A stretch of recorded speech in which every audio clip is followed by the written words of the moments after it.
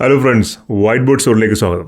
ഇന്ന് നമ്മൾ പോകുന്നത് പുതിയ ഇംഗ്ലീഷ് ചിത്രമായ ഹെററ്റിക് അലയിലാണ്.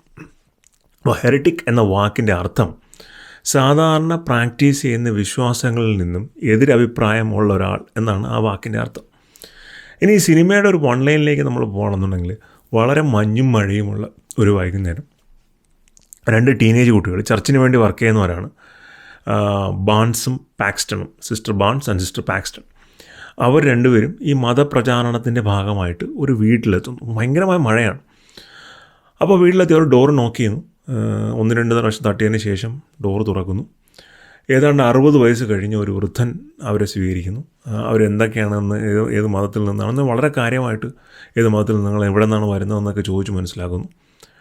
അതിനുശേഷം അദ്ദേഹം അവരകത്തേക്ക് ക്ഷണിക്കുന്നു. അപ്പോൾ അവർ പറയുന്നു, അല്ല, ഞങ്ങൾ അകത്ത് ഏതെങ്കിലും സ്ത്രീകളുണ്ടെങ്കിൽ മാത്രമേ നമുക്ക് അകത്തേക്ക് വരാൻ പറ്റുള്ളൂ, ഇല്ലെങ്കിൽ ഞങ്ങൾക്ക് അകത്തേക്ക് വരാൻ പറ്റില്ല എന്ന് പറയുന്നു. അപ്പോൾ അദ്ദേഹം പറഞ്ഞു, കുഴപ്പമില്ല, എൻ്റെ ഭാര്യയുണ്ട്, നിങ്ങൾ അകത്തേക്ക് വന്നാൽ മതി എന്ന് പറയുന്നു. അങ്ങനെ അദ്ദേഹം അവരെ അകത്തേക്ക് വിളിച്ചിരുത്തുന്നു. അതിൻ്റെ ഇടയ്ക്ക് അദ്ദേഹം അവർക്ക് വെള്ളമൊക്കെ മറ്റും കൊണ്ടു കൊടുക്കുന്നു. പിന്നീട് അവർ ആ മതത്തിനെ പറ്റി കൂടുതൽ ഡീറ്റെയിൽ ആയിട്ട് സംസാരിക്കുകയാണ്. അത് കഴിഞ്ഞ് അവർക്ക് ആ വീട്ടിൽ എന്തുണ്ടാകുന്നു എന്നുള്ളതാണ് ഈ സിനിമയുടെ ഒരു ഇതിവൃത്തം എന്ന് പറയുന്നത്. ഒരു ഹൊറർ ജോണറിലാണ് പടം വന്നിരിക്കുന്നത്. ഇനി പടത്തിൻ്റെ കുറച്ചും കൂടി ഒരു ഡീറ്റെയിലേക്ക് നമ്മൾ പോകുകയാണെന്നുണ്ടെങ്കിൽ, നമ്മുടെ റിലീജിയസ് വിശ്വാസങ്ങളെല്ലാം തന്നെയും കാറ്റിൽ പറത്തുന്ന രീതിയിലുള്ള ഒരു പ്രമേയമാണ് ഈ സിനിമയിലുള്ളത്. വൃദ്ധൻ്റെ റോളിൽ വരുന്നത് ഹ്യൂജ് ഗ്രാൻഡാണ്. പിന്നെ സിസ്റ്റേഴ്സിൻ്റെ റോളിൽ വരുന്നത് സോഫി താച്ചറും കോൾ ഈസ്റ്റുമാണ്. അവർ രണ്ടുപേരുമാണ് ഈ സിസ്റ്റേഴ്സിൻ്റെ റോളിൽ വരുന്നത്. ഇവർ 3 പേരുമാണ് ഈ സിനിമയുടെ മെയിൻ ആ തുടങ്ങുന്നത് മുതൽ അവസാനം വരെയുള്ള ക്യാരക്ടേഴ്സ്. ഇത് ഒരു ഹൊറർ ജോണർ എന്നുള്ളതിനുപരി ഒരു ഭയങ്കര തോട്ട് പ്രൊവോക്കിംഗ് ആയിട്ടുള്ള ഒരു മൂവിയാണ്. എന്ന് വെച്ചാൽ, ഈ മതം പ്രചരിപ്പിക്കാൻ വരുന്ന 2 പേര്, അത് സ്വീകരിക്കാൻ നിൽക്കുന്ന ആളിപ്പുറത്ത്, ഇവർ തമ്മിലുള്ള ഒരു സംഭാഷണം പിന്നീട് എങ്ങനെ കഥയുടെ ഗതി നിർണ്ണയിക്കുന്നു, അല്ലെങ്കിൽ ഇവരെന്താണ് സംസാരിക്കുന്നത്, അത് ആ സിനിമയ്ക്കും പുറത്ത് എങ്ങനെയാണ് ഒരു വാലിഡ് തോട്ടായി മാറുന്നത് എന്നൊക്കെയുള്ളതാണ് ഈ സിനിമയുടെ ഒരു പ്രോസ്പെക്റ്റ് എന്ന് പറഞ്ഞു കഴിഞ്ഞാൽ. ഗംഭീരം പടമാണ്, നമ്മളത് പറയാതിരിക്കാൻ വയ്യ. അടിപൊളി പടമാണ്. ഇത് മസ്റ്റായിട്ടും തിയേറ്ററിൽ പോയി തന്നെ കാണേണ്ട ഒരു പടമാണ്. പക്ഷെ വളരെ ശ്രദ്ധിച്ച് നമ്മളിരിക്കണം, കാരണം ഭയങ്കര ഡയലോഗ് ഓറിയൻറ്റഡ് ആയിട്ടുള്ള മൂവീസാണ്. ഹൊറർ സീൻസ് വളരെ കുറവാണ്. ഹൊററിനൊരു വേറൊരു പേഴ്സ്പെക്റ്റീവിലാണ് ഇത് പ്രസൻറ്റ് ചെയ്യുന്നത്. നമ്മളെ പേടിപ്പെടുത്തുന്ന, ഞെട്ടിക്കുന്ന ഒരു 1-2 സീൻസ് മാത്രമേ ഉള്ളൂ. 1-2 സീൻസ് തന്നെ ഹൊററായിട്ടുള്ളൂ. അത് രണ്ടും നല്ല സീൻസാണ്. പക്ഷേ അതിനുമപ്പുറം ഈ സിനിമ നമ്മൾ തിയേറ്ററിൽ നിന്ന് ഇറങ്ങുമ്പോൾ നമ്മളെക്കൊണ്ട് ചിന്തിപ്പിക്കുന്ന കുറേ കാര്യങ്ങളുണ്ടായിരിക്കും. അതാണ് ഈ സിനിമയുടെ ഹൈലൈറ്റ് എന്ന് പറഞ്ഞു കഴിഞ്ഞാൽ. പിന്നെ ഈ സിനിമ കാണാൻ പോകുമ്പോൾ നമ്മൾ ശ്രദ്ധിക്കേണ്ട ഒരു കാര്യം, നമ്മുടെ വിശ്വാസങ്ങൾ നമ്മൾ സ്വല്പം നേരത്തേക്ക് ഒന്ന് മാറ്റി വയ്ക്കുക. കാരണം ഈ വിശ്വാസങ്ങളെ വളരെ ഡയറക്റ്റായിട്ട്, പ്രത്യേകിച്ചും ക്രിസ്ത്യൻ വിശ്വാസങ്ങളെ വളരെ ഡയറക്റ്റായിട്ട് പോയിൻ്റ് ചെയ്യുകയും അതിനെക്കുറിച്ച് സംസാരിക്കുകയും ചെയ്യുന്ന ഒരു സിനിമയാണ്. ഇത് ഇന്ത്യയിൽ റിലീസായിട്ടുണ്ടോ എന്ന് എനിക്കറിയത്തില്ല. ചിലപ്പോൾ ആ ഒരു കാരണം കൊണ്ട് തന്നെ ഈ പടത്തിന് റിലീസ് ബ്ലോക്ക് ചെയ്തേക്കാം. ഒരുപാട് തിങ്ക് ചെയ്തിട്ടാണ് ഇതിൻ്റെ ഡിറക്ഷൻ, ഇതിൻ്റെ സിനിമാറ്റോഗ്രാഫി എല്ലാം ഹാൻഡിൽ ചെയ്തിരിക്കുന്നത്. സ്കോട്ട് ബെക്കും ബ്രയാൻ വുഡ്സും ചേർന്നിട്ടാണ് ഇതിൻ്റെ റൈറ്റിങ്ങും ഡിറക്ഷനും ഹാൻഡിൽ ചെയ്തിരിക്കുന്നത്.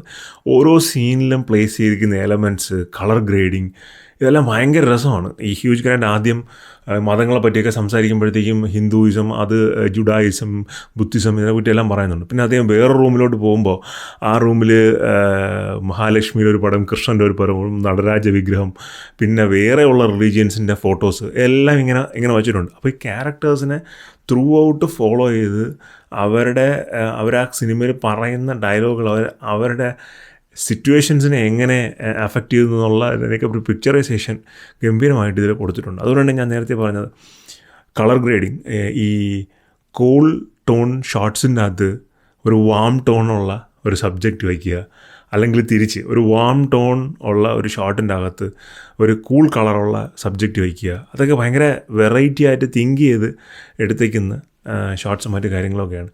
അത് വളരെ എഫക്റ്റീവ്ലി അത് പ്രസൻറ്റ് ചെയ്തിട്ടുണ്ട്. ഇതിൻ്റെ അകത്ത് ഞാൻ നേരത്തെ പറഞ്ഞ എല്ലാ റിലീജിയൻസിനെയും പറയുന്നുണ്ടെന്നെങ്കിലും ക്രിസ്ത്യാനിറ്റിയെയാണ് മെയിനായിട്ട് അവരുടെ തോട്ട് പ്രോസസ്സിലൂടെ അവർ പറഞ്ഞിരിക്കുന്നത്, ഈ സിനിമയ്ക്കകത്ത് അവർ പറഞ്ഞിരിക്കുന്നത്. പക്ഷേ അതിനൊരു പോസിറ്റീവ് സൈഡുണ്ട്. ആ സിനിമയുടെ ക്ലൈമാക്സ് കാണുമ്പോൾ നമുക്ക് മനസ്സിലാവും, എന്താണ് അതിൻ്റെ പോസിറ്റീവ് സൈഡ് എന്നുള്ളതൊക്കെ പറഞ്ഞിരിക്കുന്നത് തന്നെയല്ല, ഈ ക്യാരക്ടേഴ്സിൻ്റെ തോട്ട് പ്രോസസ്സിലുള്ള പോസിറ്റീവ് സൈഡ് എന്താണെന്ന് സിനിമ കാണുമ്പോൾ നമുക്ക് മനസ്സിലാവും. ഡെഫിനറ്റ് തിയേറ്റർ വാച്ചാണ്. ഇതിൻ്റെ അകത്ത് കൃഷ്ണനെ പറ്റിയും ഒരു ഡയലോഗ് പറയുന്നുണ്ട്. പക്ഷേ അതൊരു എനിക്ക് പ്രോസ്പെക്റ്റ് മനസ്സിലായില്ല അവരെങ്ങനെയാണ് അത് പറഞ്ഞു തന്നത്. അതായത് ആ സിനിമയിൽ ഈ പല കഥാപാത്രങ്ങൾ പറയുമ്പോഴത്തേക്കും വെർജിനായ ഒരാൾക്ക് ജനിച്ച മകനാണ് കൃഷ്ണൻ എന്നുള്ള അർത്ഥത്തിൽ പറയുന്നുണ്ട്. എനിക്കതിൻ്റെ ഒരു കോൺസെപ്റ്റ് മനസ്സിലായില്ല അവരെങ്ങനെയാണ് ആ ഒരു ഇതിലെത്തിയത്. കാരണം കഥ അനുസരിച്ച് വസുദേവർക്കും ദേവകിക്കും ഉണ്ടായ മകനാണ് ശ്രീകൃഷ്ണൻ. അവിടെ വെർജിൻ കോൺസെപ്റ്റ് അങ്ങനെയില്ല.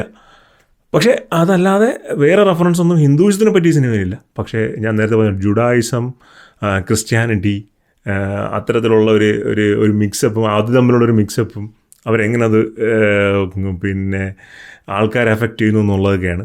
പക്ഷേ ഞാൻ നേരത്തെ പറഞ്ഞ നല്ലൊരു പോസിറ്റീവ് എൻഡിങ് ഉള്ള ഒരു സിനിമയാണ്. അപ്പോൾ തീർച്ചയായിട്ടും സിനിമ തിയേറ്ററിൽ തന്നെ പോയി കാണുക. One of the best movies of the year എന്ന് എനിക്ക് തോന്നുന്നു. ഹ്യൂജ് ഗ്രാൻഡിൻ്റെ ഗംഭീരം പെർഫോമൻസ് ആണ്.